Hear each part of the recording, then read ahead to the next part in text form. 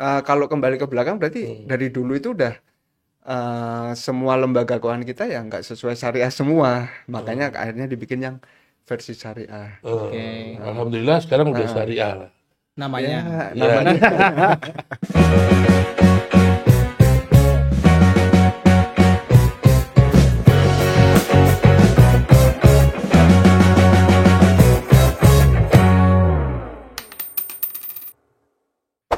Assalamualaikum warahmatullahi wabarakatuh. Para sobat Money Habits, wah sobat ya, udah kayak deket aja sobat. Kayak Ini padi. ada, Daripada sobek, wah, baik sobat. kemarin kita bahas tentang sebuah berita, Hmm. ya, tentang kredit. Ada orang bawa orang meninggal ke bank untuk tanda tangan kredit, ya. Nah, ini saya baca satu berita lagi. Ini saya mau tanya ke pelakunya dulu ini. Coba kita lihat beritanya. Tuh, OJK susun aturan baru soal pinjol. Masyarakat bisa pinjam hingga 10 miliar. Tuh, gimana tuh? Wow. Gila nggak? Ya, sumber dana raksasa pinjol ilegal berduga berasal dari kejahatan luar negeri. Oke, nanti ini dari PPATK ini kita coba nanti ya. Tapi yang sebelah kiri tuh dari infobanknews.com. Mas Didi, ini ya. Gimana coba? Kemarin kita Sebagai ex ojek. ojek ya. Kita kemarin bahas ya, bahwasanya utang itu candu, kita harus susun segala macam biar kita utang segala.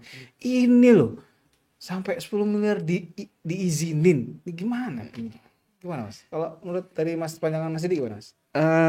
Yang jelas sih ketika ada muncul aturan, itu kan pasti sudah dipertimbangkan baik-baik. Jadi itu Masya sudah pasti Allah, udah jawabannya dihitung istimewa. risikonya, Ya. kemudian banyak pertimbangan-pertimbangan Ya. sehingga itu bisa muncul peraturan seperti itu. Jadi ya kenapa enggak kalau bisa sampai 10 miliar bahkan lebih, emang salahnya apa gitu. Kalau memang udah dianggap itu risikonya aman buat itu tadi yang bikin aturan ya mungkin Tapi nggak apa-apa. bentar Pak Chan, saya mau tanya deh, kan dulu Mas Didi di OJK ya? Ya kan sempat di sana Iya, kan? iya. Di lembaga. Nah, pertanyaan saya begini. Apa sih yang saya nggak ngerti ya, karena saya beneran awam nih. Saya apa yang dilakukan oleh suatu lembaga otoritas itu gitu ya, sehingga bisa mengeluarkan kebijakan-kebijakan yang banyak loh orang yang akhirnya sampai ini mind blowing banget. Ini mind blowing banget. Kemarin kita sudah mind blowing dengan ada orang dibawa ke bank, mayat dibawa ke bank. Ini tambah lagi nih, diizinin sampai 10 miliar. Apa sih sebenarnya apa yang dilihat sih? Mungkin Pak Chan atau Mas Didi bisa jawab nih. Pertanyaan awam kayak saya. Ada dua hal waktu saya baca berita itu tadi ya. Oke. Hal yang pertama yang saya tangkap adalah ternyata likuiditasnya pinjol ini hebat, kuat. Iya. Ya kan, karena untuk Ya. bikin produk segini kan perlu likuiditas kan. Betul. Ya. Terus kalau kita sambungkan tadi bahwa itu didukung oleh si raksasa itu tadi, dana raksasa yang ya cenderungnya dari dana-dana yang tidak benar gitu kan. Berarti bayangkan itu likuiditas yang dihasilkan oleh satu kejahatan kan gitu ya. Wah, ngeri. Itu satu. Oke.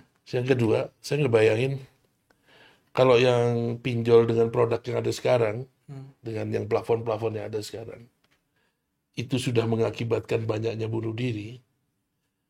Bayangin kalau yang pinjolnya 1 miliar, 10 miliar ini, itu bunuh diri aja nggak cukup ya. Iya, kalau yang kecil-kecil aja udah mengakibatkan bunuh diri. Ya. Kalau yang 10 miliar itu mungkin nggak cukup. Tapi pertanyaan saya gini sebenarnya. Kalau Didi misalnya punya perusahaan pinjol, mau nggak sih bikin produk sampai dengan 10 miliar? Kalau sistemnya seperti pinjol yang sekarang yang sangat gampang banget ya, kita tinggal foto kemudian tinggal nunjukin KTP itu sudah bisa disetujui. Kalau untuk 500.000 1 juta mungkin masih oke, tapi ketika itu 10 miliar kayaknya nggak bisa seperti sistem yang sekarang yang secepat itu, karena 10 miliar itu pasti harus dengan proses yang nggak bisa cepet lah. Tapi ini saya sebagai orang awam aja lah ya ngelihat ya. Kan tadi kita sempat bahas ya bahwasanya ketika sebuah lembaga mengeluarkannya dengan cepat, maka efeknya adalah di belakang ketat. Kan begitu ya. Sehingga itu yang terjadi yaitu di pinjol salah satunya, atau mungkin yang sebelum pinjol yang ada di masyarakat rentenir misalkan. Itu kan cepat banget ya. Tapi di ujung kan mencekik nih, bunganya tinggi, habis itu diteror dan segala macam dan lain-lain. Nah, bisa dibayangin berarti ketika ini terjadi 10 miliar itu cair. Kayak apa ini orangnya itu kan ya.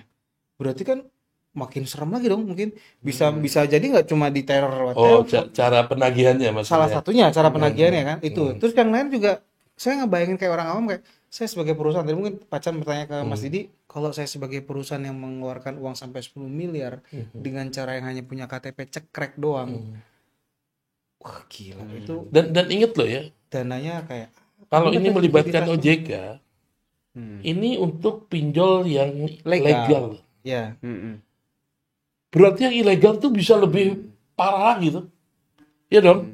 Ini yang legal loh. Itu saya ngebayangin kayak film-film mafioso gitu loh, Pak. Nggak, Pak. Ngasih duit, nggak bisa bayar, datengin gitu loh. Yeah. Wah, orang awam aja sih saya mikir, sampai kemana-mana saya mikir. Nggak, maksud saya, produknya nggak sebatas 10 miliar kalau yang ilegal. Gitu. Iya. Bisa jadi yang lain. Iya kan, yang pasti kan OJK punya pertimbangan tadi ngasih dengan total plafon segitu gitu kan. Aturan-aturan. Nah, yang ilegal kan pasti nggak berhubungan dengan OJK lah, kita berasumsi gitu lah ya. Nah, bisa lebih ngaco lagi. Iya. Ya. Benar. Tapi kalau saya punya perusahaan pinjol, apakah saya mau punya produk seperti itu? Pertimbangan saya sebenarnya begini.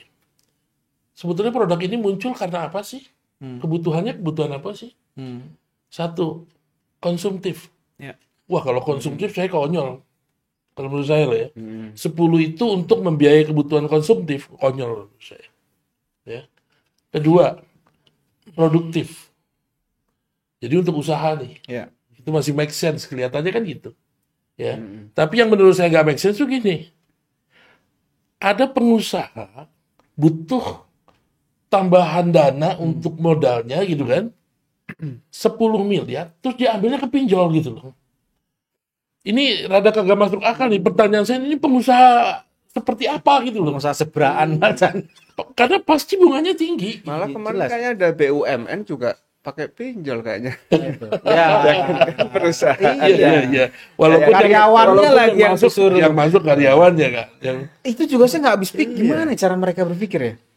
Kan kemarin kita udah bahas mengenai tidak bisa berdiri tegak. Iya, bener nggak ada. Iya kan? Jadi kalau saya sendiri punya perusahaan pinjol, mempertimbangkan punya produk seperti itu udah, saya udah bisa baca orang-orang seperti apa yang nanti berhubungan dengan saya. Ya. Yang gede-gede nih ya, yang 10 miliar ini ya. Ini pengusaha seperti apa? Menurut saya, pengusaha yang sudah nggak laku di bank kali dia. Iya, bisa jadi. Iya dong. Karena kalau dia namanya cukup bagus di bank, ya kan? Ya. Dia tinggal telepon aja kadang gampang kok dapat, udah ada limitnya kadang disiapkan kan gitu kan. Kalau yang begini kan kayaknya udah yang di sana pun sebetulnya udah nggak kepake gitu maksud saya. Dan kemungkinan pasar ini besar sekali dong dilihat pasti kan, karena ada supply ini kan pasti karena demand-nya tinggi dong. Iya, dan ini pasti bukan idenya OJK kan. Karena OJK itu tidak memberikan ide untuk ini karena permintaan pasar atau dari si perusahaan. Iya, dari riset perusahaan gitu kan. Ya. Mungkin memang ada aturan-aturannya yang sampai segitu, mungkin prosesnya juga dibedakan, nggak kayak yang lainnya. Gitu. Tapi kalau saya ngebayangin, kalau misalkan ini ngomongin jahat-jahatan aja, saya bilang nih, kemana-mana jadi ini, kayak mafioso tadi itu, ya. Ketika misalnya saya punya uang dalam tanda kutip nganggur yang harus dicuci, misalkan 10 miliar, saya dapatnya dengan cara yang tidak halal begitu ya. Saya kembali 3M aja udah alhamdulillah. Gitu bahasanya ya. Jadi kalau ketika saya buka sebuah lembaga kayak itu tadi, pinjol yang ilegal, saya bisa buang-buang duit seenaknya, ya nggak ada masalah karena ya sudah gitu. Yang penting saya dapat lebih banyak, harapannya kan begitu ya. Kan pasti kan mainnya probabilitas dong, ketika Mas kan sudah menghitung dong segala macam. Jadi kalau menurut Mas Giri itu tempat pencucian uang atau gimana? Ya mungkin ya, mungkin. Ya kalau kita lihat berita itu tadi aja, kita nggak usah berasumsi lagi.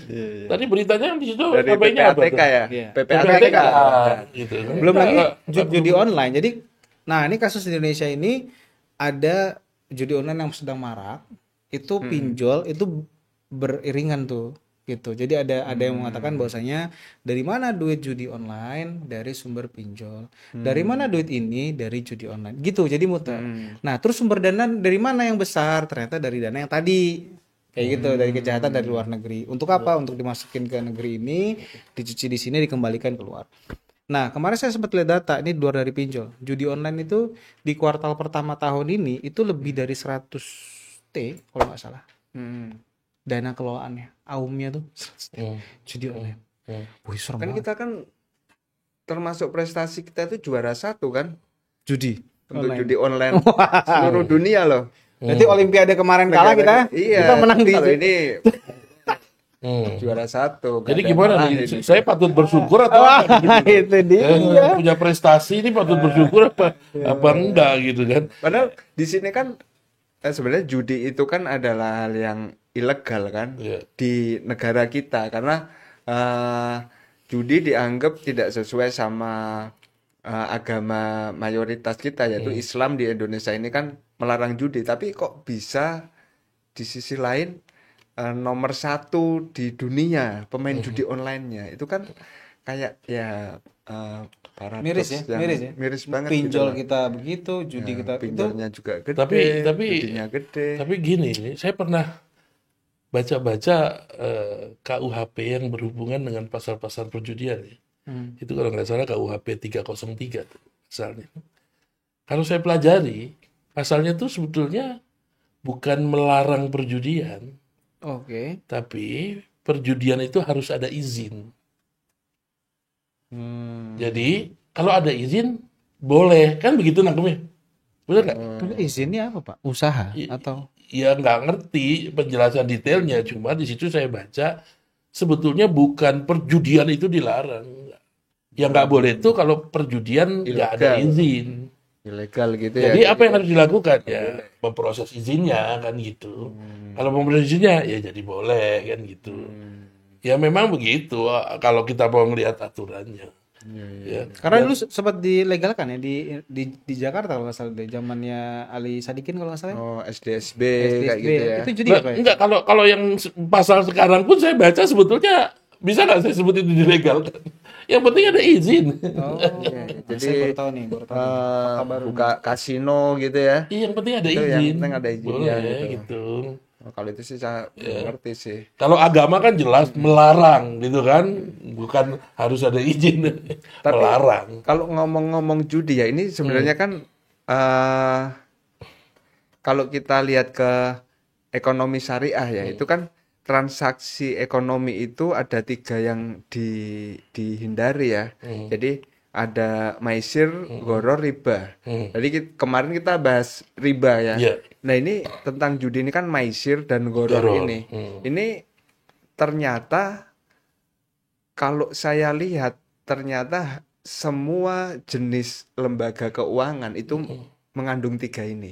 Itu apa kalau bahasa Antara Indonesianya apa? Itu? minimal 1 atau 3. Jadi maisir itu judi. Oh, judi itu maisir. Oke, kemudian gharar itu Ketidakjelasan. spekulasi. Gharar Jadi itu yang ketidakjelasan. yang menakutkan kayak gitu lah. Oh, itu horor, Pak. Karena tidak jelas itu tadi. Jadi ketidakjelasan, ketidakpastian itu gharar. Kemudian riba yaitu Ya, tambahan. bunga lah, kayak bunga gitu tambahan dari utang. Iya. Nah, dulu ketika saya melihat lembaga keuangan, kan ada lembaga keuangan perbankan, ada lembaga keuangan non-bank. Tapi semua jenis lembaga keuangan pasti ada yang versi syariah. Misalnya bank, ada bank syariah. Asuransi, ada asuransi syariah. Pasar modal, ada pasar modal Iya. syariah. Saham syariah, obligasi syariah. Kenapa harus ada syariahnya? Ternyata memang semuanya itu tidak sesuai dengan syariah, sehingga harus dibikin yang versi syariahnya. Jadi sejak dulu itu memang sudah mengandung masalah-masalah ini tadi. Ada judi, ada riba, ada untung-untungan, spekulasi kayak gitu. Itu kalau kita ngelihat yang tidak pakai syariah, masalahnya itu gitu kan. Iya. Berarti memang ada kegororan, ada kemaisiran, ada riba gitu kan. Dan itu kan baru muncul sekarang kan yang syariah itu. Jadi Nah, kalau kembali ke belakang berarti dari dulu itu udah semua lembaga keuangan kita ya nggak sesuai syariah semua, makanya akhirnya dibikin yang versi syariah. Alhamdulillah sekarang udah syariah lah. Namanya. Ya, namanya ya minimal udah ada dibikin syariahnya lah. Katanya inama lo biniat, Pak. Oh gitu Yang ya. penting niatnya. Tapi hari ini kita nggak bahas itu ya, lagi nggak bahas itu lah ya. Iya.